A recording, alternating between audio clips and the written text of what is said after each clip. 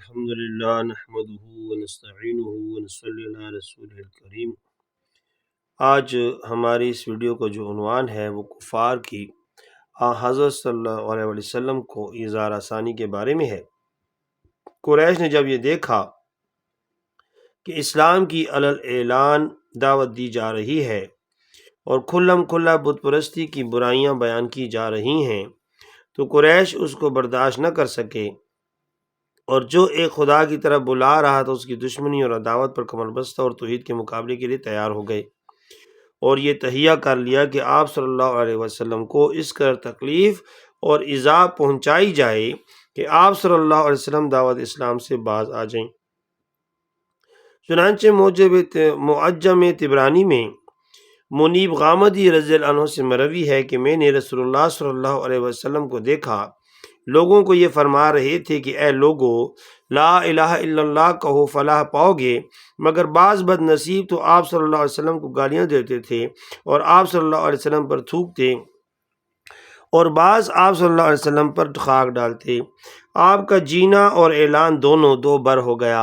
اس وقت ایک لڑکی پانی لے کر آئی اور آپ صلی اللہ علیہ وسلم کی چہرے انور اور دست مبارک کو دھویا۔ میں نے دریافت کیا یہ کون ہے؟ لوگوں نے کہا یہ آپ صلی اللہ علیہ وسلم کی صاحبزادی زینب رضی اللہ عنہا ہے۔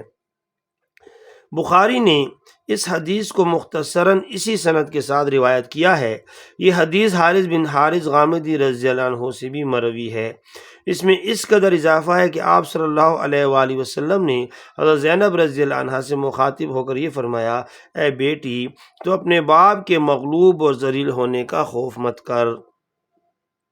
ابو زرعہ دمشقی فرماتے ہیں یہ حدیث صحیح ہے۔ طارق بن عبداللہ المحاربی رضی اللہ عنہ سے مروی ہے کہ میں نے رسول اللہ صلی اللہ علیہ وآلہ وسلم کو بازار ذی المجاز میں دیکھا کہ یہ فرماتے جاتے تھے کہ اے لوگو، لا الہ الا اللہ کہو فلاح پاؤ گے، اور ایک شخص آپ صلی اللہ علیہ وسلم کے پیچھے پیچھے پتھر مارتا جاتا تھا جس سے جسم مبارک خون آلود ہو گیا، اور ساتھ ساتھ کہتا جاتا تھا یا ایھا الناس لا تطیعوہ فانہ کذاب، اے لوگو اس کی بات نہ سننا، یہ جھوٹا ہے۔ بنی کنانہ کے ایک شیخ کہتے ہیں کہ میں نے نبی کریم صلی اللہ علیہ وسلم کو بازار ذی المجاز میں دیکھا کہ یہ فرما رہے تھے اے لوگو، لا الہ الا اللہ کہو فلاح پاؤ گے، اور ابو جہل آپ صلی اللہ علیہ وسلم پر مٹی پھینکتا تھا اور یہ کہتا تھا اے لوگو، تم اس کے دھوکے میں نہ آنا، یہ تم کو لات اور عزا سے چھڑانا چاہتا ہے، اور رسول اللہ صلی اللہ علیہ وسلم اس کی طرف ذرا برابری بھی التفات نہ فرماتے تھے۔ عروہ بن زبیر رضی اللہ عنہ فرماتے ہیں کہ میں نے ایک بار عبداللہ بن عمر رضی اللہ عنہ بن عاص سے کہا کہ مشرکین نے رسول اللہ صلی اللہ علیہ وسلم کو جو تکلیف پہنچائی ہو اس کا ذکر کرو، تو عبداللہ بن عمر بن عاص رضی اللہ عنہ نے فرمایا کہ ایک روز رسول اللہ صلی اللہ علیہ وسلم حتیم میں نماز ادا فرما رہے تھے کہ عقبہ بن ابی معیط نے آپ صلی اللہ علیہ وسلم کی گردن میں کپڑا ڈال کر اس زور سے کھینچا کہ گلا گھٹنے لگا۔ سامنے سے ابو بکر رضی اللہ عنہ آ گئے اور عقبہ کو ایک دھکا دیا اور یہ آیت پڑھی، اتقتلون رجلا ان یقول ربی اللہ وقد جاءکم بالبینات من ربکم، کیا تم ایک مرد کو اس بات پر قتل کرتے ہو کہ وہ کہتا ہے کہ میرا پروردگار صرف اللہ ہے، اور اپنی نبوت اور رسالت کے واضح اور روشن دلائل تمہارے پاس تمہارے رب کی طرف سے لے کر آیا ہے۔ فرعون اور حامان نے جب حضرت موسیٰ علیہ السلام کے قتل کا مشورہ کیا تو فرعون کے لوگوں میں سے ایک شخص نے جو مخفی طور پر حضرت موسیٰ علیہ السلام پر ایمان رکھتا تھا یہ کہا کہ کیا ایسے شخص کو قتل کرتے ہو جو یہ کہتا ہے کہ میرا رب اللہ ہے؟ حق تعالیٰ نے اس قصے کا سورہ مومن میں ذکر فرمایا، وقال رجل مؤمن من آل فرعون یکتم ایمانہ وتقتلون رجلا یقول ربی اللہ، کہا ایک مرد مسلمان نے جو فرعون کے لوگوں میں سے تھا اور اپنے ایمان کو چھپاتا تھا، کیا تم ایک مرد کو محض اس لیے قتل کیے ڈالتے ہو جو یہ کہتا ہے کہ میرا رب اللہ ہے؟ مسند بزار اور دلائل ابن نعیم میں محمد بن علی رضی اللہ عنہ سے مروی ہے کہ ایک روز علی کرم اللہ وجہہ نے اثناء خطبہ میں پوچھا، بتلاؤ سب سے زیادہ شجاع اور بہادر کون ہے؟ لوگوں نے کہا کہ آپ۔ حضرت علی رضی اللہ عنہ نے فرمایا، میرا حال تو یہ ہے کہ جب کسی نے میرا مقابلہ کیا میں نے اس سے انتقام لیا، سب سے زیادہ شجاع تو ابوبکر رضی اللہ عنہ تھے۔ میں نے ایک بار دیکھا کہ قریش رسول اللہ صلی اللہ علیہ وآلہ وسلم کو مارتے جاتے ہیں اور یہ کہتے جاتے ہیں انت جعلت الآلہۃ الہا واحدہ، تو نے ہی تمام معبودوں کو ایک معبود بنا دیا۔ ہم میں سے کسی کی ہمت نہ ہوئی کہ آپ صلی اللہ علیہ وآلہ وسلم کے قریب جاتے اور آپ صلی اللہ علیہ وسلم کو دشمنوں سے چھڑاتے۔ حسن اتفاق سے ابوبکر رضی اللہ عنہ آ گئے اور دشمنوں کے غول میں گھس پڑے،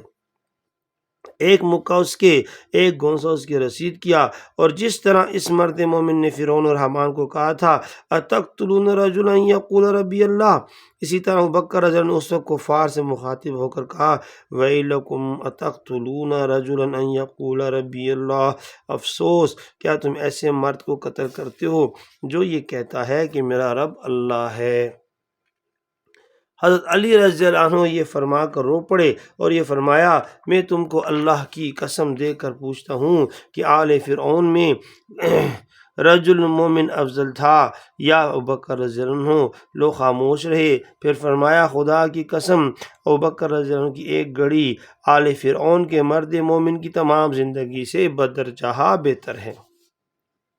اس نے اپنے ایمان کو چھپایا اور ابوبکر رضی اللہ عنہ نے اپنے ایمان کا اظہار فرمایا۔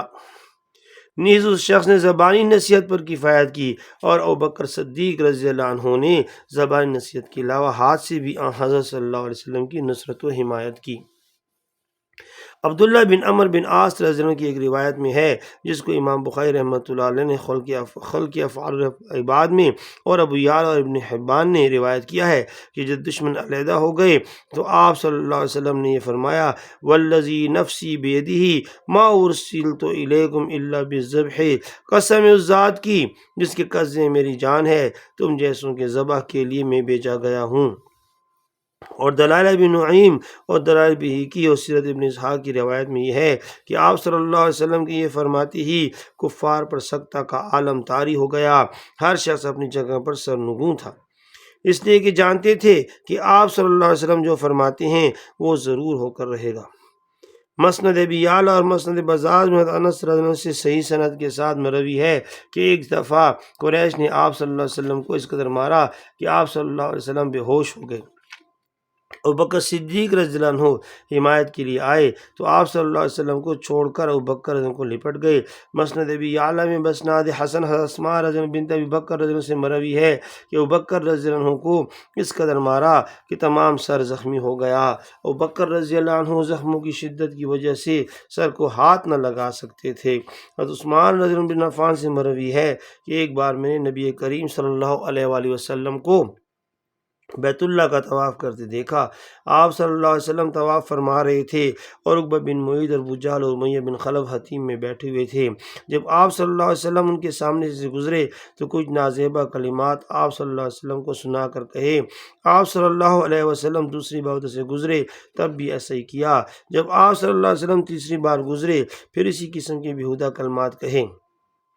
تو آپ صلی اللہ علیہ وسلم کا چہرہ مبارک متغیر ہو گیا اور ٹھہر گئے اور یہ فرمایا کہ خدا کی قسم تم باز نہ ہوگے یہاں تک کہ تم پر عذاب جلد نازل ہو۔ حضرت عثمان رضی اللہ عنہ فرماتے ہیں کہ اس وقت کوئی شخص ایسا نہ تھا کہ جو کانپ نہ رہا ہو۔ آپ صلی اللہ علیہ وآلہ وسلم یہ فرما کر گھر کی طرف روانہ ہوئے اور ہم آپ صلی اللہ علیہ وسلم کے پیچھے ہو لیے۔ اس وقت آپ صلی اللہ علیہ وآلہ وسلم نے ہم سے یہ فرمایا ابشروا فإن اللہ مظہر دینہ ومتم کلمتہ وناصر دینہ ان ہؤلاء الذین ترون ممن یذبح بأیدیکم عاجلا فواللہ لقد رأیتہم ذبحهم اللہ بأیدینا، بشارت ہو تم کو اللہ اپنے دین کو یقیناً غالب کرے گا اور اپنے کلمہ کو پورا کرے گا اور اپنے دین کی مدد کرے گا، اور ان لوگوں کو جن کو تم دیکھتے ہو ان قریب ان کو اللہ تمہارے ہاتھوں سے ذبح کرائے گا۔ حضرت عثمان رضی اللہ عنہ فرماتے ہیں خدا کی قسم ہم نے دیکھ لیا کہ اللہ نے ان کو ہمارے ہاتھوں سے ذبح کرایا۔ یہ روایت دلائل ابن نعیم میں بھی مذکور ہے۔ اور فتح الباری میں بھی اس کا ذکر کیا گیا۔ حضرت عبداللہ ابن مسعود رضی اللہ عنہ سے روایت ہے کہ رسول اللہ صلی اللہ علیہ وسلم نے ایک دفعہ حرم میں نماز پڑھی۔ ابو جہل اور اس کے احباب بھی وہاں موجود تھے۔ ابو جہل نے کہا کیا کوئی ایسا نہیں جو اونٹ کی اوج اٹھا لائے تاکہ محمد صلی اللہ علیہ وسلم جب سجدے میں جائیں تو وہ اوج آپ صلی اللہ علیہ وسلم کی پشت مبارک پر رکھ دیں۔ اس وقت قوم میں جو سب سے زیادہ شکی تھا یعنی عقبہ بن ابی معیط، وہ اٹھا اور ایک اوج اٹھا کر آپ صلی اللہ علیہ وسلم کی پشت پر ڈال دی۔ حضرت عبداللہ بن مسعود نے فرماتے ہیں میں اس منظر کو دیکھ رہا ہوں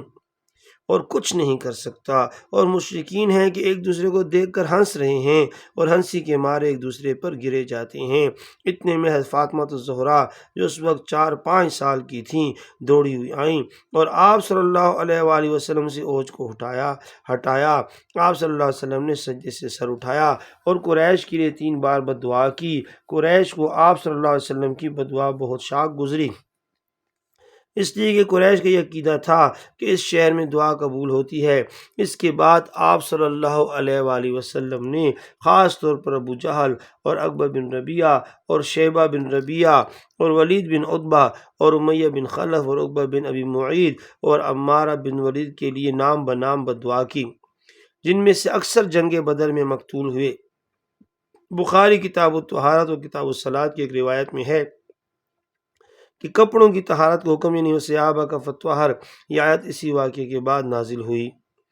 حضرت عائشہ رضی اللہ عنہا سے روایت ہے کہ رسول اللہ صلی اللہ علیہ وسلم نے فرمایا کہ میں 2 بدترین پڑوسیوں کے مابین رہتا تھا، ابو لہب اور عقبہ بن معیط۔